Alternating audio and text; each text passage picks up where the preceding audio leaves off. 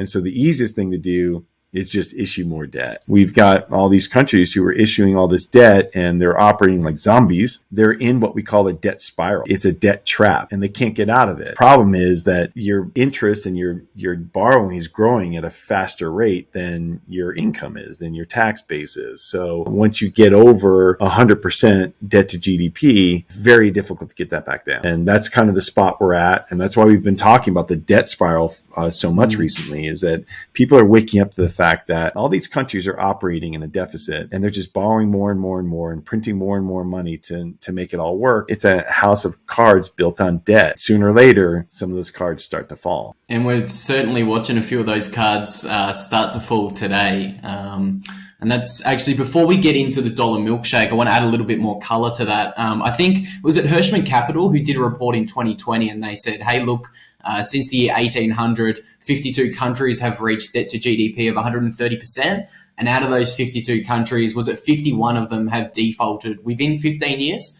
Yeah, it's something like that. It's like virtually all of them default. Once you get over 130, it's just, you can't come back. The United States is, if you pull up, that's actually because it's the end of 2021. If you flow through numbers through 2022 on a pro forma, you're looking at really a debt to GDP of 137% now.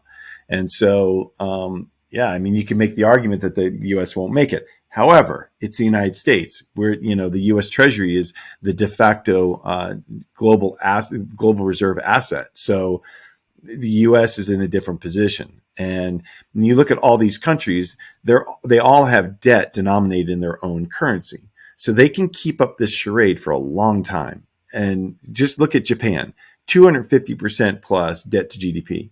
Japan now owns over 50%. The Bank of Japan, the Japanese central bank, now owns over 50% of government bonds. Just think about that.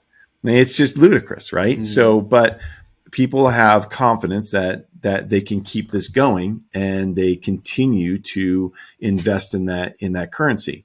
Now, what we've seen over the last year is that Japan, and Luke, you and I have talked about this considerably.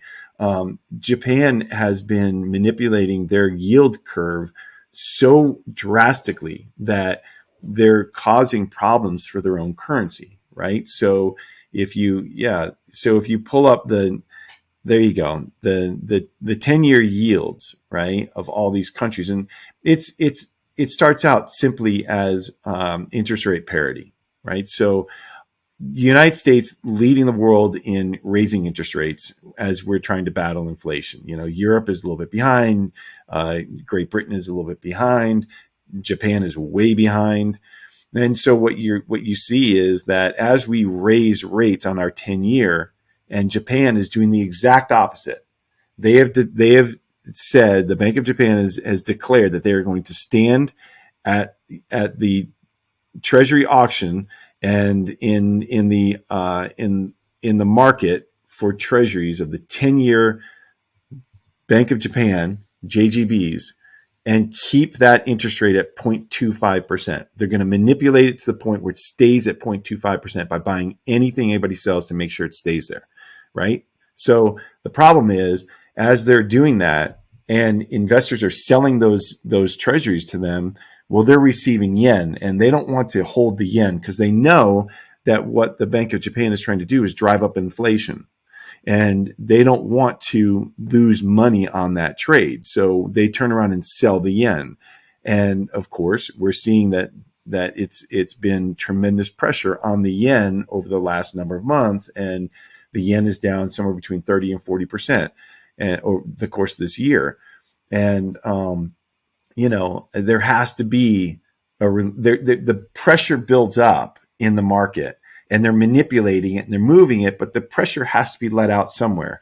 And the release valve has been the yen, and that's what we're seeing. And so the last 10-year auction that just occurred over the last couple of days for the Bank of Japan bought every single one of those bonds. There was no buyers. And before that, last week, or the week before, there were 3 or 4 days that the market didn't even open. There were no trades. So now that 10-year trades by appointment. because they've manipulated it so drastically that there's, the buyers are not even in the market. So if you look at their yield curve, it's got a hump in it right around that 10-year because they're manipulating. They're keeping the short-term treasuries under zero. So they're negative real rate, and then negative nominal rate, and then they're keeping the 10-year at 0.25%. It's absolutely insane what they're doing out there. And so I do think that the yen it's in trouble. If they keep doing this and the Fed keeps raising rates, it's going to continue to be painful for them. So that was a long answer. No. I typically have long answers. I apologize. So.